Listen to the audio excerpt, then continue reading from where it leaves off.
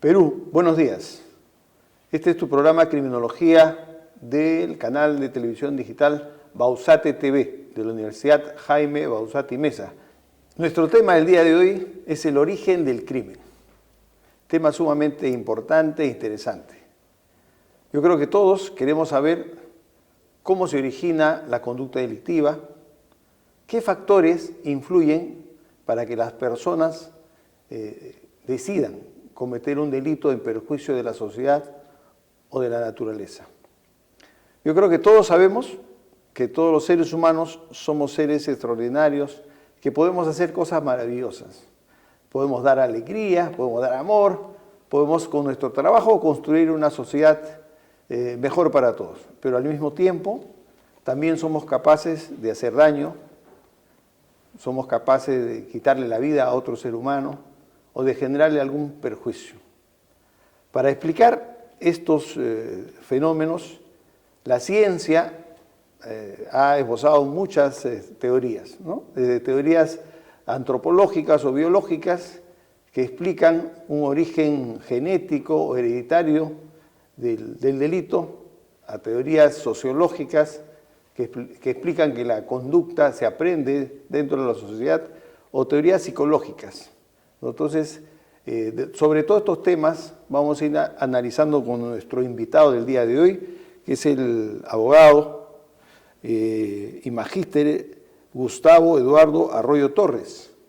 Él es un oficial en retiro de la Policía Nacional del Perú, con el grado de coronel, ha trabajado muchos años en el área de criminalística y es docente de la Escuela de Posgrado de la Policía Nacional del Perú en el tema de criminología. Gustavo, de acuerdo a tu experiencia, ¿nos podrías indicar cuáles son las principales causas de la conducta delictiva o desviada en el Perú? Las principales causas de las conductas delictivas, de las conductas antisociales, conocidas como desviadas, son de distinta naturaleza, principalmente de naturaleza sociológica. También tenemos de naturaleza psicológica y obviamente de naturaleza biológica, pero la principal es la naturaleza sociológica del crimen. Esa causa, la raíz sociológica del crimen especialmente se da en nuestro país y en los crímenes o los delitos más recurrentes, como son los delitos contra el patrimonio cuando son delitos violentos, robo agravado, por ejemplo, los delitos contra la libertad, en lo que conocemos la extorsión, el préstamo gota a gota, que es parte de la extorsión, y obviamente uno de los delitos que nos preocupa más a todos los peruanos, ¿no? Los delitos contra la vida en su modalidad de sicariato o crimen por encargo. Son distintas causas para cada una de ellas. Así, yo te comento, Gustavo, de que en la experiencia profesional que he tenido, me tocó, por ejemplo, estar en Lambayeque, Chiclayo, y ahí la tendencia delictiva no es pues, el crimen violento, sino es la astucia, el engaño, es más se utiliza más el pensamiento, la razón para lograr el lucro con digamos, con el menor impacto violento posible. Sin embargo, el Callao, por ejemplo, no todo el Callao, pero cierta zona del Callao, podemos ver que hay subculturas, ¿no? En barrios rojos, por ejemplo, lo que antes se denominaba los barracones o la zona sur, o en la zona de Puerto Nuevo, donde hay muchos jóvenes que se dedican pues al tema de pandillaje, y hay una subcultura ahí donde prácticamente a los muchachos que van a vivir ahí o que están viviendo ahí se les presiona, ¿no?, a participar de actividades delictivas del grupo, del barrio. Entonces, podemos decir que existen diferentes subculturas, ¿no?, que generan conductas diferentes también. Por ejemplo, La Punta es un extremo, ¿no? Está cerca nomás a la zona sur, pero la subcultura de la población de ahí es totalmente diferente.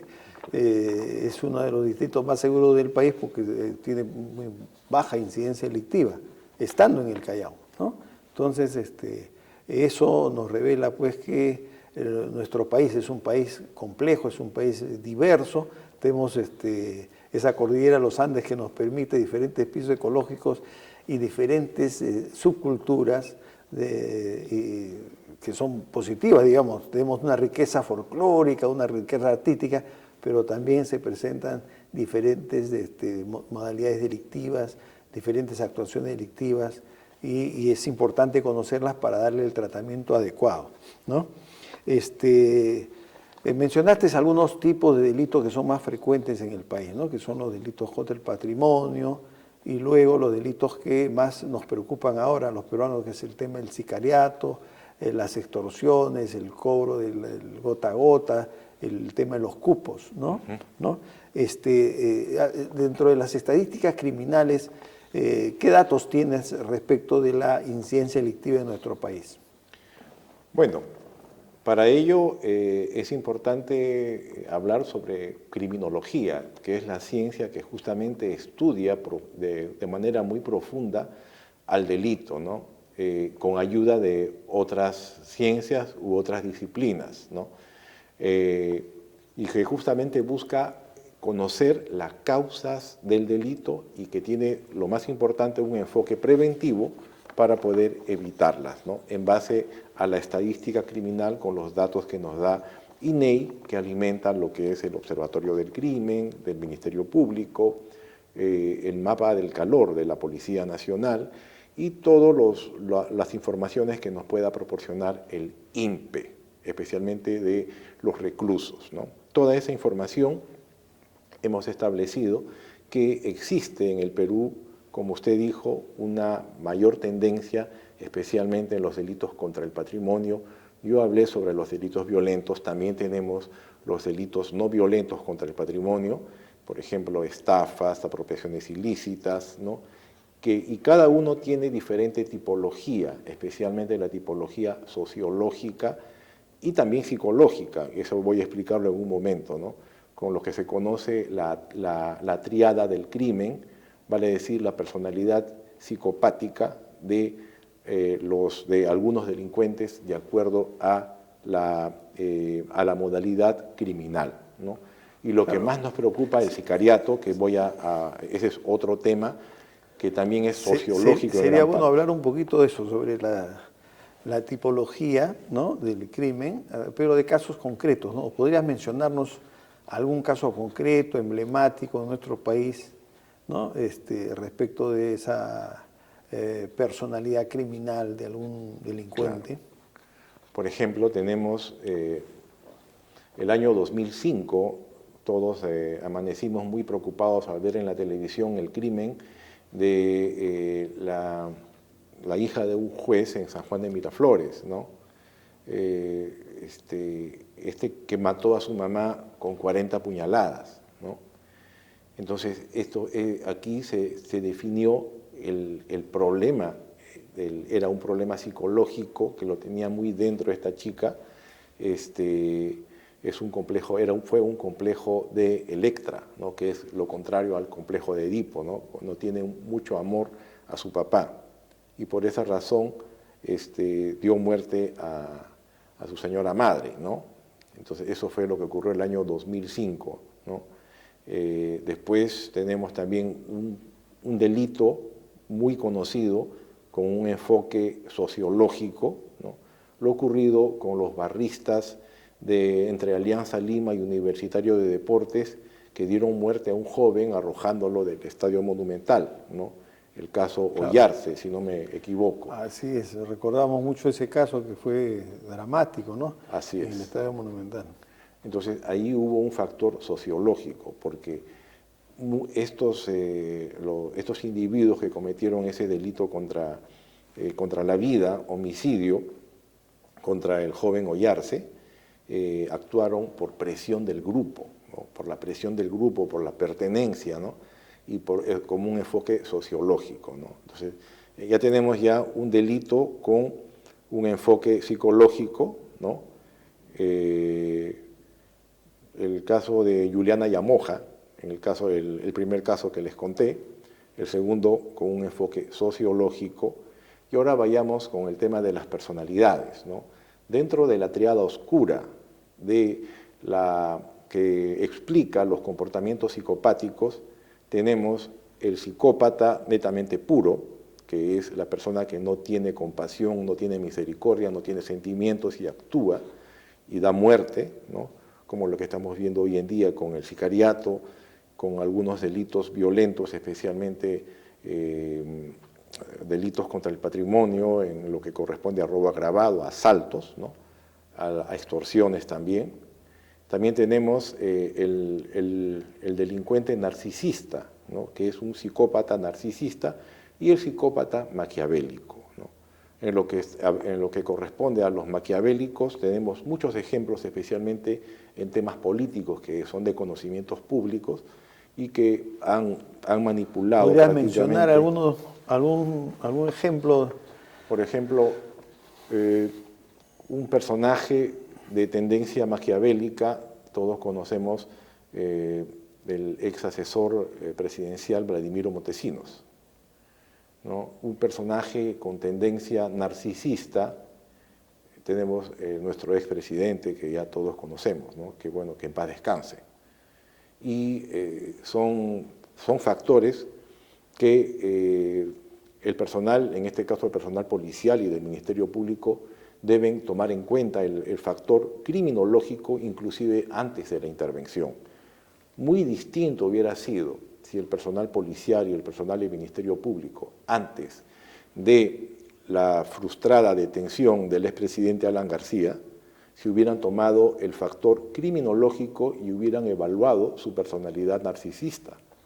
Si Claro, hubieran evaluado su personalidad narcisista, debieron tomar otra estrategia para su detención, y no como lo hicieron.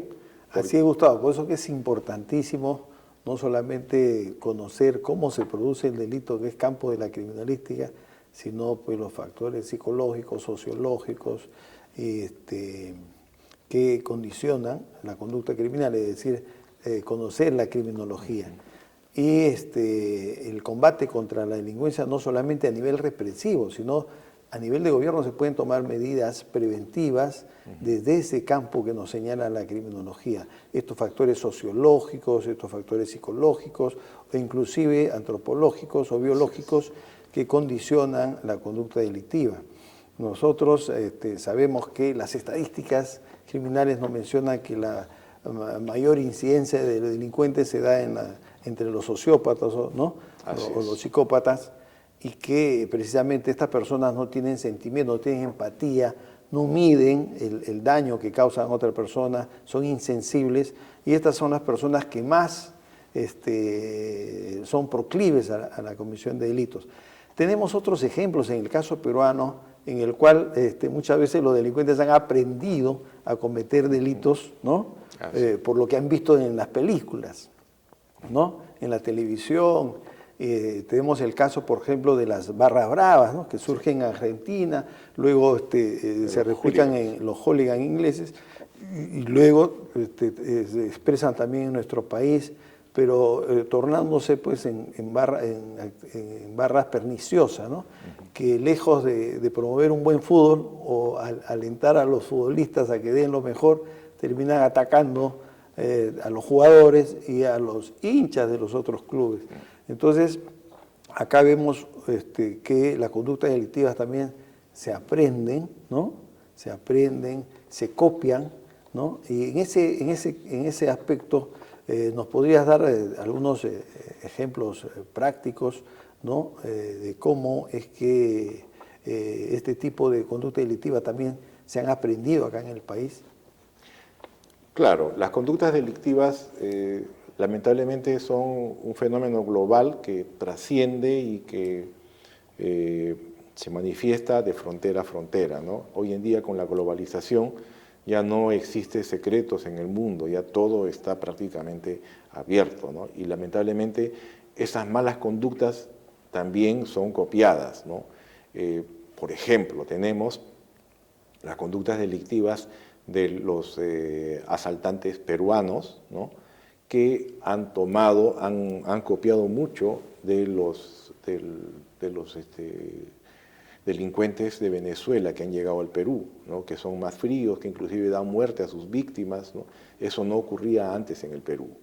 especialmente también en los delitos de cuello y corbata, que no se veía mucho, al menos no era tan notorio antiguamente en la década de los 90s, 80s, pero hoy en día se ha sofisticado con el uso de la tecnología, con apoyo de inclusive profesionales, por ejemplo, contadores, abogados, ¿no?, que ayudan a las organizaciones criminales a cometer delitos prácticamente a la perfección, ¿no? Así es, surgen los profesionales delincuentes, ¿no? Sí. Quería incidir en el tema del aprendizaje, ¿no? Porque nosotros, como lo has mencionado, estamos viendo, creo que todos los peruanos estamos viendo cómo nuestra delincuencia está cambiando, se está volviendo más agresiva, más violenta, porque Venezuela era uno de los países donde había mayor inseguridad, uno de los primeros países en tema de inseguridad, una mayor tasa de homicidios, frente a un Perú, un país nuestro que tenía alta incidencia en robos, pero baja incidencia de homicidios. Se decía que el Perú era un país donde se robaba mucho, pero se mataba poco. Hoy en día, ¿no?, vemos que estas conductas agresivas están cambiando la delincuencia peruana, que para no quedar a la saga se tiene que tornar mucho más agresiva que la venezolana, y se está dando esa pugna en nuestro país con grave perjuicio a todos los peruanos, ¿no?, porque eso repercute de manera negativa en la seguridad ciudadana. Hemos hecho un breve análisis sobre el tema de los diversos factores que influyen en la incidencia delictiva, en el surgimiento de la conducta desviada o delictiva, del crimen en concreto, ¿no? ¿Cuál es la importancia, digamos, de la criminología, ¿no?, para el país, para la sociedad? O sea, ¿qué aportes podemos recibir desde la criminología a la solución de los problemas sociales? La criminología hoy en día cobra vital importancia desde su punto de vista preventivo. Tiene un enfoque también preventivo para poder adoptar las políticas criminales más correctas y neutralizar y disminuir la delincuencia y la criminalidad, ¿no? Esto, por ejemplo, nos sirve bastante para este aspecto, la estadística criminal, ¿no?, con datos importantísimos aportados por el INEI, ¿no?, que sirven para que el Ministerio Público tenga su observatorio del crimen, la Policía Nacional tenga su mapa de calor, ¿no?, y con eso adoptar las medidas pertinentes conforme a sectores, zonas geográficas, inclusive temporalidad, ¿no? En el verano, en el invierno, hay diferentes crímenes que salen, ¿no? Por ejemplo, muy distintos son los crímenes que ocurren en Iquitos con los que ocurren en Puno. En Iquitos más se dan crímenes de índole sexual, violaciones, tocamientos indebidos, ¿no? Mientras que en Puno, por el tema de la temperatura, el tema geográfico, más tenemos delitos violentos, ¿no?, homicidios, por ejemplo, ¿no? Entonces, esos enfoques cobran vigencia hoy en día y son muy importantes, especialmente para el lado preventivo, ¿no?, para tomar las medidas de política criminal adecuadas. Y también para el lado ex post, vale decir, para una intervención policial, para una intervención del Ministerio Público, conocer el lado criminológico desde su enfoque sociológico, por ejemplo, desde su enfoque antropológico. Recuerden lo que pasó hace más de 40 años en Uchurajay. Ese fue un tema netamente antropológico, ¿no?, que debió haberse tomado medidas más correctas en ese entonces, ¿no? Desde el enfoque sociológico, ya hemos conversado hace un momento, la detención frustrada del expresidente Alan García, que han debido primero evaluar la personalidad que tenía el expresidente, ¿no?, y que una mala acción podía llevar como consecuencia su suicidio, que tal como ocurrió, ¿no? Entonces, por estas razones, tanto en el ex ante preventivo como en el ex post para las intervenciones y para el juzgamiento, cobra mucha importancia la criminología, ¿no? Mucha gente confunde la criminología con la criminalística, pero son temas muy distintos, aunque entre ambas se complementan para llegar a un buen resultado en las investigaciones. Bueno, así es, efectivamente, la criminología y la criminalística son campos complementarios y fundamentales dentro de las ciencias policiales, ¿no? Hay un tema importante que a veces se soslaya, que la Policía Nacional del Perú tiene la finalidad constitucional de combatir la delincuencia. Ajá. También tiene que ver con la seguridad y defensa nacional. Claro. Y por lo tanto tiene el amparo de llevar un sistema de inteligencia para la seguridad y defensa nacional. Sí. Ese sistema de inteligencia le permite a la policía poder recabar información de todo tipo, criminológica, criminalística y estadísticas criminales, etcétera, con la finalidad de que la policía pueda sugerir al gobierno, a los diferentes niveles de gobierno, ¿no?, para tomar las políticas públicas más adecuadas para enfrentar el fenómeno criminal. Lamentablemente esto no está sucediendo, ¿no?, en la medida que nosotros quisiéramos, pero ahí está. Existe el marco legal y lo que se requiere son personas calificadas para que puedan hacer ese trabajo, ¿no? Ahora pasando a otro aspecto, las políticas criminales que el Estado debiera implementar, ¿no? ¿Qué sugieres al respecto? La sugerencia sería, en primer lugar, fortalecer el sistema criminalístico policial, ¿no?, que tenemos hoy en día, con la creación de oficinas de criminalística de primer nivel, no solamente en los conos o en los sectores de Lima o las ciudades principales, sino a nivel nacional. Hay un viejo adagio que todos los detectives conocemos, que el tiempo que pasa es la verdad que huye, ¿no? Vale decir, mientras más tiempo transcurre, las pruebas o los elementos que pueden ser aportados dentro de un proceso en el lugar de los hechos se van a desvanecer o pueden ser manoseados, inclusive por las mismas personas que cometieron los delitos o por sus familiares, ¿no?, que hemos visto muchos casos así y que conllevan a la impunidad, ¿no?, a que prácticamente no exista ninguna prueba aprovechable y que los delincuentes finalmente son sobreseídos o absueltos por falta de elementos probatorios a nivel judicial, ¿no? Entonces, eso es por un lado. Y por el otro lado, la criminología. Perdóname que te corte ahí. Es sumamente importante la actuación inmediata de la policía, ¿no? Como tú lo has mencionado, el tiempo que pasa es la verdad que huye. Así es. Y por eso es que, digamos, no tener el marco legal que le permita a la policía responder de manera inmediata y oportuna, organizar los operativos en el momento oportuno, no cuando el fiscal lo crea conveniente y cuando ya no es oportuno la intervención y no va a tener ningún resultado positivo. Yo creo que falta un marco legal adecuado que permita que la policía pueda cumplir su rol constitucional de combatir la delincuencia. No solamente de prevenir o investigar, sino de combatirla. Y el combate de la delincuencia implica que la policía tiene la titularidad, la autonomía de fijar la hora, el lugar, el momento oportuno de hacer los operativos policiales y no esperar a que ninguna otra autoridad le pueda condicionar eso. Porque cualquier demora, tú sabes que se pierde la oportunidad. Así es. Hemos hablado entonces respecto a la criminalística, ¿no? Mucha gente confunde la criminalística y la criminología, ¿no? Son ciencias que actúan prácticamente en forma complementaria una a la otra, pero son disciplinas de la ciencia penal, ¿no? La criminalística busca identificar al autor de un delito, reconstruir los hechos y responde a las preguntas qué, cómo y dónde y cuándo. Eso es en sí la criminalística.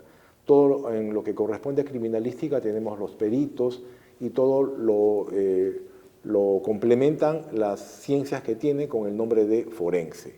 Mientras que la criminología busca especialmente conocer las causas del delito, ¿no? Si fueron por un factor sociológico, biológico o psicológico. Y también la criminología tiene un factor muy importante para para servir como un ente preventivo y evitar que se puedan cometer los delitos mediante la sectorización y temporalidad de en lugares específicos, en lugares geográficos de las modalidades delictivas, para lo cual cuenta con la estadística criminal, ¿no? Y es apoyada por parte del INEI para que se pueda dar un buen observatorio del crimen a cargo del Ministerio Público o el mapa del calor a cargo de la Policía Nacional. Este es un enfoque preventivo, ¿no? Ambos son complementarios, pero la importancia es que debería, como política criminal, el gobierno implementar un gabinete criminológico a cargo de la Policía Nacional por contar con personal especializado en la materia, con personal que trabaja las 24 horas y los 7 días de la semana, y de esa manera se puede llegar a establecer la lucha contra el crimen, no solamente desde el punto de vista criminalístico como lo es hoy en día, sino también desde la criminología, ¿no? Que, como ustedes han visto, cobra mucha importancia, especialmente desde el lado preventivo. Me ha recordado, Gustavo, que cuando yo estaba de jefe de región, en Lambayeque, con otros lugares, yo organizaba mis operativos en función de las temporadas. Por ejemplo, cuando se venía la campaña navideña, venían los juegos artificiales, venían las explosiones en los talleres clandestinos. Claro. Entonces, yo no iba a esperar pues, que llegue diciembre, sabiendo que los pirotécnicos clandestinos ya comienzan a trabajar desde julio, agosto, septiembre, porque ya en noviembre vendieron todo, ya lo distribuyeron, ¿no? Claro. Y eso aparece en los mercados informales a partir de los primeros días de diciembre o los últimos días de noviembre. Entonces los operativos yo lo hacía con anticipación, de tal manera que no había ningún problema ya en diciembre y no se escuchaba mucho pirotécnico en la ciudad de Chiclayo. Otro tema importante, por ejemplo, lo mencionaste hace un momento, para la temporada de verano, la mayor parte de la población se vuelca a las playas. Las playas en Chiclayo, pues tenemos Pimentel, o tenemos San José, ¿no? Puerto Eten, etc. Entonces, ¿qué es lo que hacíamos? Hacíamos operativos policiales especiales con la finalidad de evitar la incidencia delictiva que había antes ahí. ¿Cuál era la incidencia delictiva? Había un grupo de jóvenes que asistían a la playa, se ponían a tomar y agredían o cometían robos, porque actuaban en grupo. Y luego, al retornar a la ciudad, había cantidad de accidentes de tránsito. Para evitar eso, control permanente, de tal manera que no había accidentes de tránsito, no había gresca, riñas y no había nadie que esté llevando licor en las playas. Es decir, se daba seguridad donde la población va. Nosotros como policías, teniendo un estudio criminológico, ¿no? de los factores sociales que inciden en la incidencia delictiva, podemos organizar bien nuestros operativos y evitar así la comisión de diversos tipos de delitos. Bueno, en nuestra experiencia policial, en la investigación de diversos delitos, hemos podido constatar de que, se responden las 7 preguntas de oro del detective. Y dentro de esas 7 preguntas de oro está pues el por qué. Siempre tenemos que tratar de hallar cuáles fueron las razones que tuvo el delincuente para meterse a una casa, extraer cosas de ahí, o extorsionar, o matar a alguien, ¿no? Siempre existe el móvil. Y esto es sumamente importante para también las investigaciones que practican los detectives. Por eso que en la formación policial siempre existe la ciencia criminalística. ¿Qué nos puede decir al respecto, Gustavo? Nosotros, como detectives, como investigadores ya de más de 40 años, como investigadores desde la década de los 80, siempre, como usted ha dicho, se debe responder las 7 preguntas de oro, ¿no? Parte de las 7 preguntas de oro lo conforma la criminalística, como les indiqué, pero otra parte, un poco más pequeña, pero también muy importante, está a cargo de la criminología. Entonces, responder a las preguntas por qué y para qué, ¿no? Entonces, son preguntas criminológicas, ¿no? pero eso es muy importante para poder establecer la verdad de los hechos, ¿no? Y dentro de los cuales tenemos lo que conocemos como el móvil del delito. No confundamos el móvil con el motivo. El motivo es lo que es lo evidente, lo que todo el mundo sabe.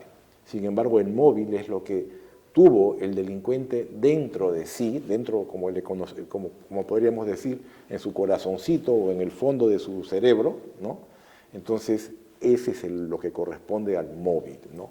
Tenemos móvil pasional, móvil lucrativo, móvil por venganza, móvil egoísta y otros tipos de móviles que justamente sirven dentro de una investigación para que el señor juez pueda establecer la sentencia condenatoria correcta, ¿no? Y para determinar el grado de peligrosidad de, en este caso, el delincuente. Por esa razón, como dijo aquí el señor entrevistador, el móvil cobra mucha importancia para el resultado de las investigaciones, ¿no?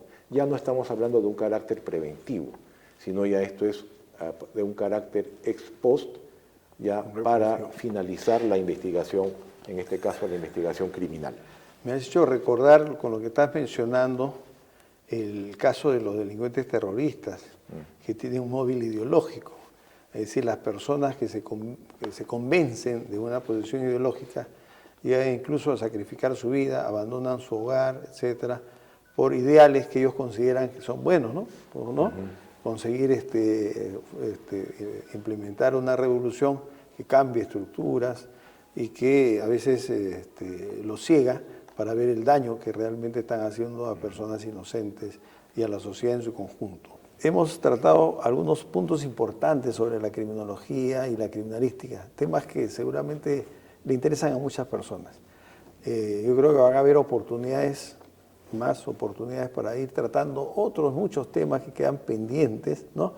Porque estas dos ciencias son muy amplias y la experiencia policial nuestra es rica para traer casos prácticos, ¿no? Entonces, invitándote a que nos acompañes siempre, en cualquier momento, te debemos llegar una invitación. Muchas gracias.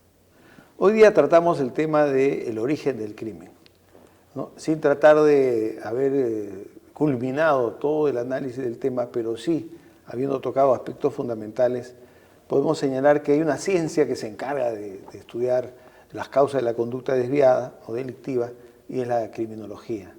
Y existen diversas teorías, desde las biológicas, sociológicas y psicológicas. La conducta humana es compleja. El ser humano puede hacer cosas positivas como negativas. Del conocimiento de estas cosas negativas y de las medidas que debemos tomar para evitarlas y para corregirlas o para sancionarlas de manera adecuada, trataremos en los siguientes programas. Muchas gracias al público y a ti, Gustavo, por acompañarnos en este programa. Muchas gracias a ustedes. Para mí ha sido un honor.